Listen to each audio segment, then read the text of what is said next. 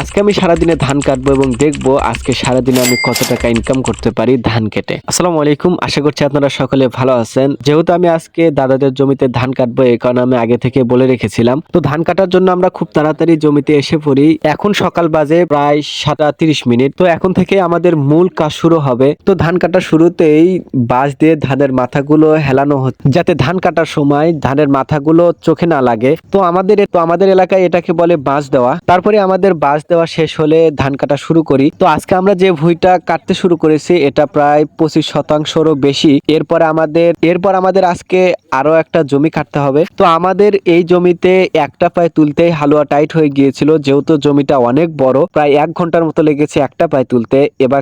এরকম পায়ে আরেকটা তুলতে হবে, তারপরে আমাদের খাওয়া দাওয়ার টাইম এসে যাবে। তো ফাইনালি আমাদের খাওয়ার টাইম হয়ে গিয়েছে, এখন আমরা বাড়িতে যাব খাওয়ার জন্য।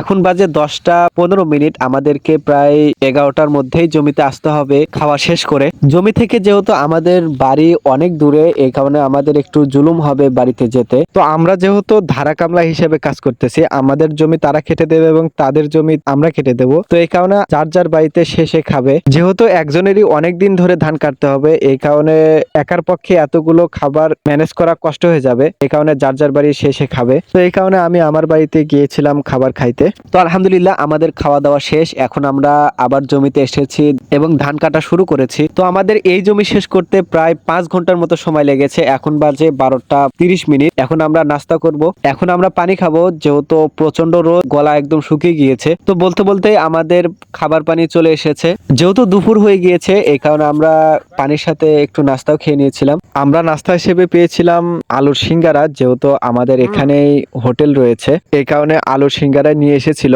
আর তারপরেও রোদের মধ্যে মিঠা জিনিস খেলে খুব একটা ভালো লাগবে না।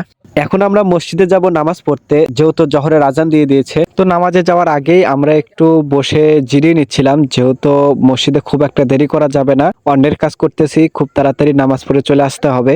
আজকে আমাদের টার্গেট মূলত 33%, অর্থাৎ 1 বিঘার মতো ধান কাটতে হবে 4 জনে মিলে। তো নামাজ শেষে আমরা পানি নিয়ে যাচ্ছিলাম, যেহেতু আরো কিছুক্ষণ ধান কাটতে হবে, মাঝখানে পানি খাওয়া লাগবে। তো আলহামদুলিল্লাহ আমরা 1 বিঘারও বেশি ধান কেটেছি 4 জনে মিলে। মূলত আমি যাদের সাথে ধান কাটতেছিলাম তাদের সাথে পেরে উঠছিলাম না, যেহেতু তারা প্রো লেভেলের খেলোয়াড়। আমি এই মাঠে অনেক ছোট প্লেয়ার, আমার একটু ধান কাটা ধীরে হবে, এটাই স্বাভাবিক।